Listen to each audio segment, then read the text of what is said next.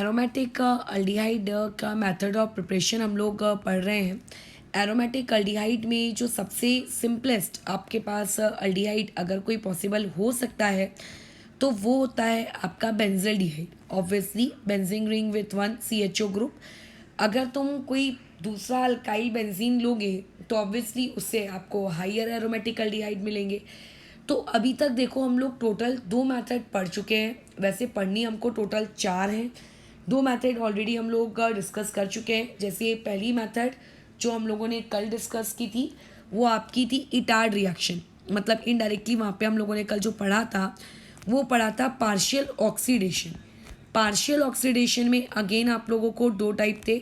एक था Etard reaction जिसमें हम लोग क्रोमाइल क्लोराइड का प्रयोग करते हैं, और दूसरा था तुम लोगों का CrO3। ठीक है, इसके साथ फिर हम लोगों ने एसिटिक एनहाइड्राइड लिया था। उसके बाद जस्ट अभी हम लोगों ने एक आपकी सेकेंड मेथड पढ़ी। इसका नाम था साइड चेन क्लोरीनेशन। बहुत ही सिंपल सी थी। अलग से मेथड अगर मैं नहीं बताती तो भी तुम लोग कर सकते थे प्रीवियस नॉलेज के बेसिस पर। बट बस यहाँ पे याद रखना कि हम लोगों ने एक्वास KOH का यूज़ नहीं किया था। हमने यहाँ पे यूज़ किया था एसिड हाइड्रोलिसिस का 100 डिग्री सेल्सियस पर। अभी जो तुम लोगों के पास नेक्स्ट रिएक्शन आ रही है जिसके थ्रू तुम बेंजल्डिहाइड को बनाओगे, फिर तुम लोगों की एरोमेटिक अल्डिहाइड की आपकी थर्ड रिएक्शन है। This is your Gattermann Koch reaction. ठीक है, अब मेरे को जहाँ तक याद आ रहा है कि हम लोगों ने गैटरमैन कॉच की जो अल्डिहाइड सिंथेसिस तो नहीं बट गैटरमैन कॉच की आपने एक रिएक्शन जो आपका प्रीवियस चैप्टर है अल्कोहल्स फिनॉल्स एंड ईथर्स में, उसमें जो फिनॉल वाला पार्ट है वहाँ पे भी मैंने बताया है। तो एक बार कैसा चीज़ों को रिवाइज कर लेना। प्रीवियस पार्ट जितना ज़्यादा तुम रिवाइज करते जाओगे उतना अच्छा होगा। तो ये वाला पार्ट देखो तुम कर चुके हो, ये वाला पार्ट अभी अभी किया है, और ये वाला पार्ट हम लोग अभी करने जा रहे हैं। सो राइट नाउ हम लोगों को जो चीज़ सीखनी है वो है आप लोगों का गैटरमैन कॉच अल्डिहाइड सिंथेसिस। एक बात याद रखना, गैटरमैन कॉच की कुछ जो आपकी स्टेप्स हैं, मैकेनिज्म है। पहले तो एक और पहले इंपॉर्टेंट बात कि ये वाली जो रिएक्शन है अगेन तुम लोगों के बोर्ड्स में है। ठीक है, जैसा आप मैं बताया जा रही हूँ पेज नंबर 262 खोलो करके, तो पेज नंबर 262 में तुम्हें मिल जाएगा ये वाली चीज़। आपके बोर्ड्स एग्जाम में है। अब इसकी मैकेनिज्म हमको डिस्कस करनी है। तुम्हें याद होगा हम लोगों ने जब बेसिक GOC पढ़ रहे थे, रिएक्शन मैकेनिज्म्स के बारे में जान रहे थे, तो वहाँ पे हम लोगों ने इलेक्ट्रोफिलिक सब्स्टिट्यूशन रिएक्शन पढ़ी थी जिसमें आप लोगों का Friedel Crafts alkylation, Friedel Crafts acylation है ना, ये सब पढ़ रहे थे। तो एक बात याद रखना कि जो तुम्हारी आज की गैटरमैन कॉच रिएक्शन है, इस गैटरमैन कॉच रिएक्शन की जो वन ऑफ दी स्टेप है वो वन ऑफ दी स्टेप आप लोगों की किससे मैच खाती है, मतलब किसको रिजेंबल करती है, फ्रिडल क्राफ्ट एसाइलेशन को। ठीक है, किसको रिजेंबल करती है, फ्रिडल क्राफ्ट एसाइलेशन को। यानी कि तुम ये कह सकते हो कि आपका जो ये गैटरमैन कॉच रिएक्शन है, इस गैटरमैन कॉच रिएक्शन को कि आपका ये एक तरीके से क्या है, इलेक्ट्रोफिलिक सब्स्टिट्यूशन रिएक्शन है। अब अगर मैं ये एक इलेक्ट्रोफिलिक सब्स्टिट्यूशन रिएक्शन है तो ऑब्वियसली इसके कितने पार्ट्स होंगे, इसके 3 पार्ट्स होंगे। सबसे पहला आपको यहाँ पे क्या करना पड़ेगा, इलेक्ट्रोफाइल जनरेट करना पड़ेगा। ये होगा आपका पहला पार्ट। पॉइंट नंबर 2, यहाँ पे आप लोगों को क्या करना पड़ेगा, फॉर्मेशन ऑफ क्या कहते हैं उसको, sigma complex. Right, sigma complex का फॉर्मेशन होगा। और आखिरी में क्योंकि उसकी एरोमेटिसिटी डिस्ट्रॉय हो चुकी है तो वहाँ पे आप H+ को क्या कर दोगे, रिमूव कर दोगे। तो अब एक चीज़ को यहाँ पे ध्यान से सुनो, पूरा इलेक्ट्रोफिलिक सब्स्टिट्यूशन रिएक्शन का जो मैकेनिज्म है वो डिटेल में मैं ऑलरेडी क्लास में सिखा चुकी हूँ। तो ऑब्वियसली एक ही पढ़ाई हुई चीज़ को अगर मैं हर चैप्टर में ऐसे सिखाती रहूँगी तो तुम याद रखोगी मुझे ऑर्गेनिक केमिस्ट्री एकदम रट्टू तोते के जैसे रट जाएगी। लेकिन अनफॉर्चुनेटली मुझे पेपर नहीं देना है। मैं ऑलरेडी अपने एग्जाम्स वगैरह दे चुकी हूँ, क्लियर कर चुकी हूँ। देना अब तुम्हें है, तो तुम्हें रिवीजन खुद करना है, ना कि मुझे रिवाइज करना है। तो 11th एंड 12th में आप किसी पे डिपेंडेंट नहीं हो सकते जैसे आप 10th में होते हो कि वो पर्टिकुलर इंसान आपको रिवाइज करा कर देगा। आपको चीज़ों को खुद रिवाइज करने की जिम्मेदारी उठानी पड़ती है 11th एंड 12th पे, ना कि 9th और 10th। ठीक है, तो अभी जैसे इस रिएक्शन में फ्रिडल क्राफ्ट का जिक्र हो रहा है तो तुरंत जाके फ्रिडल क्राफ्ट रिएक्शन को अपनी कॉपी खोलना, उसमें एक बार रिवाइज कर लेना। रिवाइज करने से तुम्हारा ही फ़ायदा रहेगा बराबर, उसमें तुम्ही को ही चीज़ें समझ में आएंगी, और अगर तुम नहीं रिवाइज करोगे तो तुम ही डूबोगे बराबर। तो देखो जो अभी आपके पास ये रिएक्शन है, फिलहाल गैटरमैन कॉच अल्डिहाइड सिंथेसिस पे आते हैं। गैटरमैन की बहुत सारी रिएक्शन है, अलग गैटरमैन के नाम से थोड़ा थोड़ा चेंजेस कर करके गैटरमैन की बहुत सारी रिएक्शंस हैं। तो ये गैटरमैन कॉच अल्डिहाइड सिंथेसिस है, इसीलिए जाके फिनॉल्स में गैटरमैन वाला पार्ट भी रिवाइज कर लेना, ताकि अगर कोई कन्फ्यूजन हो तो वो भी हट जाए। तो सबसे पहले यहाँ पर हम लोग सबस्ट्रेट नामक प्राणी किसको लेंगे, ठीक है। तो यहाँ पे तुम सबस्ट्रेट के नाम पर कोई बेंजीन भी ले सकते हो, उसमें नो इश्यूज। मैं बेंजीन के साथ मैकेनिज्म समझा के दूंगी।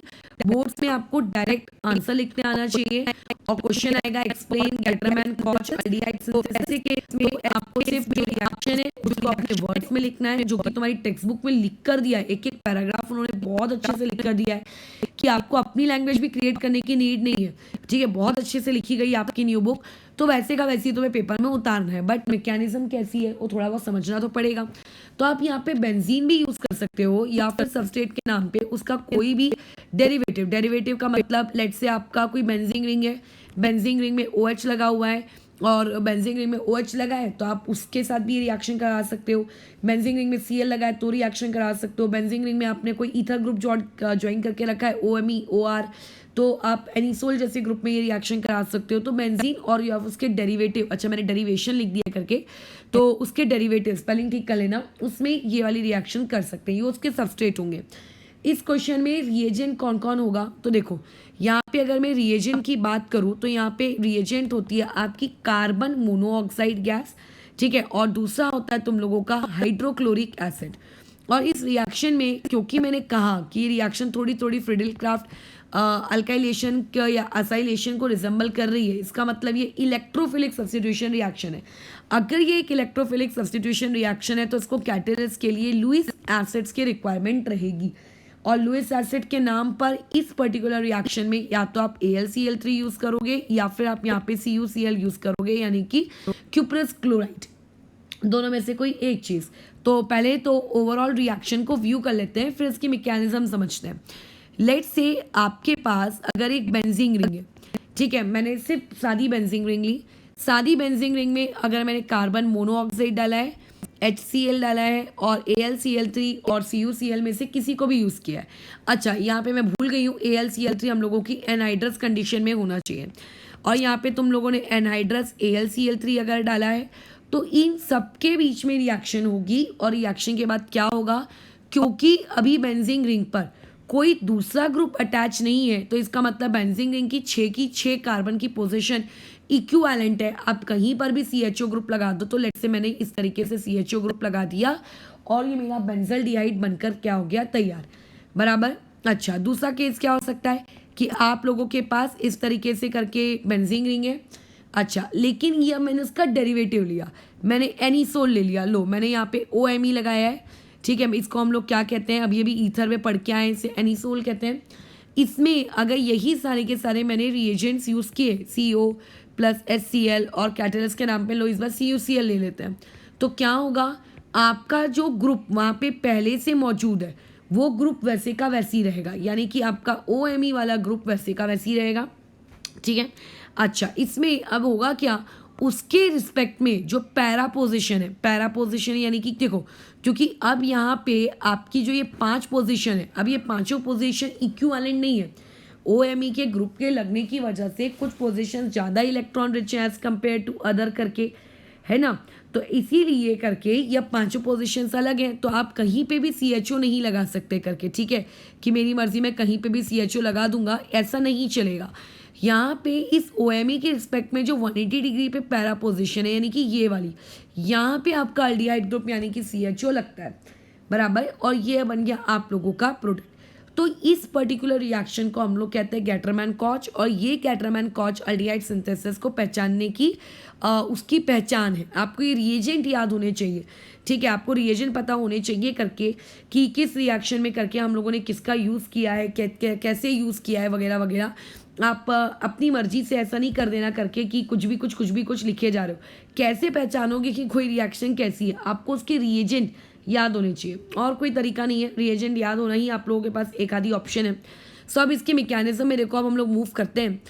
तो इस मैकेनिज्म में सबसे इम्पॉर्टेंट चीज़ है कार्बन मोनोऑक्साइड, राइट। सारी चीज़ों की शुरुआत होगी आपके कार्बन मोनोऑक्साइड के साथ। अब ये जो कार्बन मोनोऑक्साइड है, ये कार्बन मोनोऑक्साइड किस तरीके से देखो आपकी रिएक्शन इनिशिएट करेगा। जैसे कार्बन मोनोऑक्साइड के अगर मैं लुईस डॉट स्ट्रक्चर बनाऊँ तो ये कार्बन ट्रिपल बॉन्ड ऑक्सीजन के साथ होता है।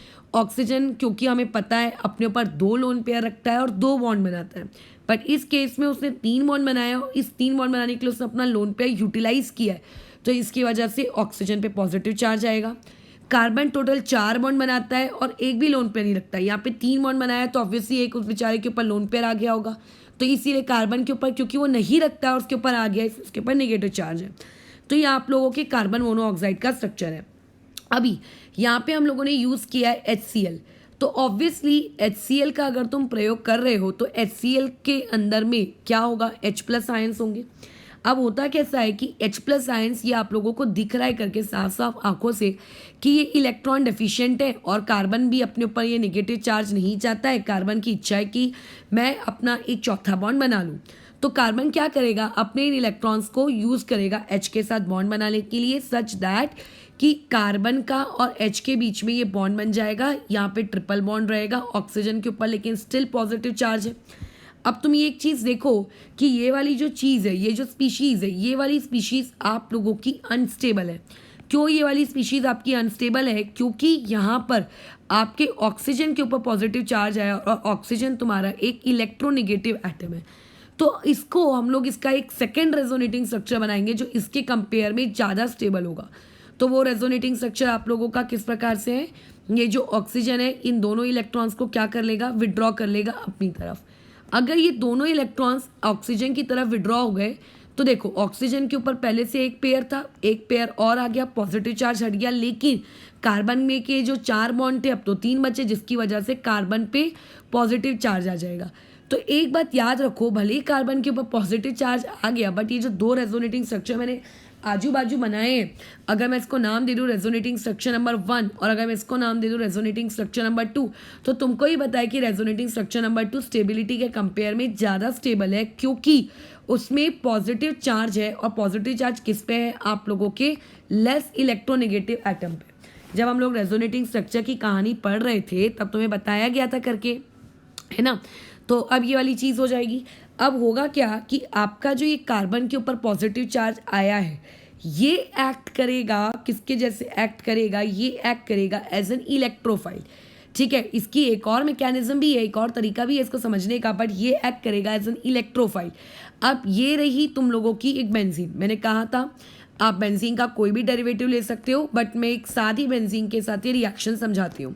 तो ये होगी आपकी बेंजीन रिंग और इस बेंजीन रिंग में आपका ये कार्बन, डबल बॉन्ड ऑक्सीजन, यहाँ पे हाइड्रोजन और ये पॉजिटिव है। अब तुम्हें तो पता है कि आपकी जो इलेक्ट्रोफिलिक सब्स्टिट्यूशन रिएक्शन होती है, ये इलेक्ट्रोफिलिक सब्स्टिट्यूशन रिएक्शन का पहला स्टेप होता है जनरेशन ऑफ इलेक्ट्रोफाइल, जो कि मैं ऑलरेडी कर चुकी हूँ। अच्छा, और उसके बाद अब होगा कैसा कि इलेक्ट्रोफाइल क्या करेगा, आप लोगों का बॉन्ड बनाना चाहेगा। तो क्योंकि सारी पोजीशन सेम है तो किसी भी कार्बन से बॉन्ड बनवा लो। लेट्स से मैंने इस कार्बन से इसका ये बॉन्ड बनवा लिया, तो बॉन्ड बनाने के बाद ये सिचुएशन कैसी होगी, आपका जो ये रिंग है, बेंजीन की जो ये रिंग है, यहाँ पे पाई बॉन्ड है, यहाँ पे पाई बॉन्ड है, लेकिन यहाँ वाली पोजीशन, अच्छा एक बात याद रखना, कभी भी आप लोगों की बेंजीन की जो टोटल 6 पोजीशंस होती हैं, हर पोजीशन पे एक हाइड्रोजन होता है, अपन दिखाते नहीं है बट वहाँ पे होता है। ठीक है, तो उसको भूलना मत, ये इस तरीके का बनेगा। अब इस कार्बन को जिसने बॉन्ड बनाया उसको तो कोई दिक्कत नहीं, बट जो बेचारा उसके नीचे वाला है उस पर क्या आ गया, पॉजिटिव चार्ज आ गया। अब तुम्हें पता है कि ये पॉजिटिव चार्ज वाला क्या करेगा, ये अंडरगो रेजोनेंस। ठीक है, ये क्या करेगा आप लोगों का, ठीक है, क्या करेगा, रेजोनेंस करेगा। इसके रेजोनेटिंग स्ट्रक्चर है, मैं रेजोनेटिंग स्ट्रक्चर नहीं ड्रॉ कर रही हूँ। ठीक है, ये काम तुम्हारा है, तुम्हें अपनी प्रैक्टिस करनी है, मुझे मेरी प्रैक्टिस नहीं करनी है। एंड रेजोनेटिंग स्ट्रक्चर बनाना सिखा चुकी हूँ, इससे पहले भी कई वाले वीडियोस में बनाई हूँ, तो अब मैं इसको नहीं बना रही हूँ। तो ये रेजोनेंस वगैरह सब कुछ किया, मान लेते हैं रेजोनेंस करते करते आखिरी स्टेप क्या होगी, ये आप होगी आपकी सेकेंड स्टेप, फॉर्मेशन और सिग्मा कॉम्प्लेक्स बन गया। थर्ड स्टेप में ये होता है कि अब आपकी एरोमेटिसिटी देखो लूज हो चुकी है, इस सिग्मा कॉम्प्लेक्स को बनाने के चक्कर में आप लोगों की एरोमेटिसिटी लूज हो गई। अब एरोमेटिक कंपाउंड आपका डिस्ट्रॉय हो चुका है। ठीक है, अब वो बन चुका है आप लोगों का anti aromatic compound. As we know कि anti aromatic compound aromatic compound के कंपेयर में लेस स्टेबल होते हैं और स्टेबिलिटी डिक्रीज हो रही है इस रिएक्शन में, तो वो अपनी स्टेबिलिटी को वापस से रिगेन करने की कोशिश करेगा, अपनी एरोमेटिसिटी वापस लाएगा। तो अपनी एरोमेटिसिटी कैसे लाएगा? वो जो आपका ये हाइड्रोजन है, इस हाइड्रोजन को वो क्या कर देगा? रिमूव कर देगा। अब जब ये हाइड्रोजन रिमूव होगा तो बाद में ये जो दोनों आपके इलेक्ट्रॉन्स है, ये दोनों इलेक्ट्रॉन्स कहाँ छोड़ के जाएगा? इस पर्टिकुलर कार्बन पे। फिर ये कार्बन यहाँ पे क्या कर लेगा? वापस से बॉन्ड बना लेगा। तो इस तरीके से ये आप लोगों की रिंग वापस से रिगेन हो गई और यहाँ पे कौन सा वाला ग्रुप अटैच हो गया? CHO। सो ये बन गया हम लोगों का structure. This reaction is known as Gattermann Koch aldehyde synthesis. इसको मैंने अभी फ्रिडल क्राफ्ट रिएक्शन के साथ क्यों कंपेयर किया? क्योंकि जो कुछ कुछ बुक्स हैं, कुछ बुक्स मतलब बहुत रेयरली मैंने एक बुक में ये चीज़ देखी है करके कि HC और ये पॉजिटिव, ठीक है, वो जो मैंने एक आधी रेजोनेटिंग स्ट्रक्चर बनाया था, इस पॉजिटिव पे जो आपके एसिड का नेगेटिव पार्ट है Cl नेगेटिव, ये Cl नेगेटिव अटैक करता है। तो जिसकी वजह से ये चीज़ देखो कुछ ऐसी बन जाती है, ये बन जाता है ऐसा HC डबल बॉन्ड O तो था ही था और उससे आके जुड़ गया Cl। ये क्या है आप लोगों का? फॉर्माइल क्लोराइड है। अब ये क्योंकि आप लोगों का फॉर्माइल क्लोराइड है और आपको इसकी अटैक करवाना है किसके ऊपर? बेंजीन रिंग के ऊपर। तो जब भी हम लोग बेंजीन रिंग के ऊपर ये वाली चीज़ जोड़ते हैं, RX मतलब RX जोड़ते हैं, तो उसे हम लोग क्या कहते हैं आप लोगों का? Friedel Crafts alkylation. बट अगर RC डबल बॉन्ड OX जोड़ रहे हो तो उसे क्या कहते हो आप? Friedel Crafts acylation. So this is a type of Friedel Crafts acylation. क्या होगा यहाँ से? इलेक्ट्रोफाइल क्या होगा? ये Cl आप रिमूव करोगे, पहले तो इलेक्ट्रोफाइल जनरेट करोगे, अगेन ये चीज़ वही इलेक्ट्रोफाइल जनरेट होगा, देखो जो मैंने ऊपर जनरेट किया है। तो इनडायरेक्टली आपका जो गैटरमैन कॉच रिएक्शन है, इसमें आपको पॉइंट क्या क्या याद रखना है? इसे पॉइंट ये याद रखना है कि इस रिएक्शन का इलेक्ट्रोफाइल कौन है। पॉइंट नंबर 2, आपको ये रेजोनेटिंग स्ट्रक्चर्स की स्टेबिलिटी याद होनी चाहिए। ये as a Gattermann Koch reaction में याद नहीं होनी चाहिए, ये पता होनी चाहिए। कल को ऐसे दो स्ट्रक्चर्स बन के अगर स्टेबिलिटी कंपेयर करने को बोला जाए तो। पॉइंट नंबर 3, ये रिएक्शन आपके एक इलेक्ट्रोफिलिक का सब्स्टिट्यूशन रिएक्शन है, ये पता होना चाहिए बस, और कुछ नहीं। बाकी तो सारे जो पॉइंट्स में इलेक्ट्रोफिलिक सब्स्टिट्यूशन रिएक्शन के बता चुकी हूँ वही सारे पॉइंट्स यहाँ पे भी वैलिड होंगे। रेजोनेटिंग स्ट्रक्चर मैंने ड्रॉ करके दिया नहीं है, वो तुम ड्रॉ कर लेना, तुम्हें रेजोनेंस करनी आती है। फिर उसके बाद जब वो एक बार पूरी रेजोनेंस करके रिंग में घूम लेगा तो फाइनली अपनी एरोमेटिसिटी को वापस से रिगेन करने के लिए वो हाइड्रोजन को फेंक देगा निकाल कर और उसके बदले के इलेक्ट्रॉन्स को यूज़ करेगा अपना वापस से एक पाई बॉन्ड बनाने के लिए, ठीक है। तो ये हो गई आपकी तीसरी तरीका जिससे हम लोगों ने एरोमेटिक एल्डिहाइड प्रिपेयर किया। अब एक चौथे तरीके के बारे में भी हम लोग बात कर लेते हैं। दैट चौथा तरीका इज गैटरमैन एल्डिहाइड सिंथेसिस। ये क्या है? Gattermann Koch aldehyde synthesis. और मैं अभी जो बोल रही हूँ वो है आपका सिर्फ और सिर्फ गैटरमैन एल्डिहाइड सिंथेसिस, ठीक है। तो उसको भी डिस्कस कर लेते हैं। इसको डिस्कस करने के बाद एरोमेटिक एल्डिहाइड्स के सारे मैथड ऑफ प्रिपरेशन खत्म होते हैं। एक हमने रोसन मून रिएक्शन भी पढ़ी थी, और रोसन मून रिएक्शन भी आपका वन ऑफ द तरीका है एरोमेटिक एल्डिहाइड को प्रिपेयर करने का। बट रोसन मून वाले तरीके से आप लोगों के एलिफेटिक एल्डिहाइड्स भी प्रिपेयर होते हैं। फिर एक आखिरी चीज़ बचेगी, वो आपकी बचेगी करके ओजोनलिसिस। मुझे तुम्हें से ओजोनलिसिस सिखानी है, तो कल की क्लास में ओजोनलिसिस हम लोग सीखेंगे। एक इम्पॉर्टेंट टॉपिक है काफ़ी, और जैसा मैंने कहा था चीज़ों को रिवाइज करके रखना, तो साथ ही साथ में हम लोग कुछ इलस्ट्रेशन देखेंगे। सो अभी गैटरमैन एल्डिहाइड सिंथेसिस ये वाला पार्ट पढ़कर हम ओवर करेंगे। कल ओजोनलिसिस वाला पार्ट सीखेंगे जो कि काफ़ी लंबा और काफ़ी इंपॉर्टेंट है, और इलस्ट्रेशंस। इतना कंप्लीट करने के बाद फिर हम लोग मूव कर जाएंगे आप लोगों की केमिकल प्रॉपर्टीज़ की तरफ करके, ठीक है। तो चलो अभी नेक्स्ट टॉपिक देखते हैं करके कि नेक्स्ट टॉपिक आप लोगों का क्या है। So next topic is Gattermann aldehyde synthesis. ये डिफरेंस है, चलो डिफरेंस चेकआउट करते हैं बट नेक्स्ट वीडियो में।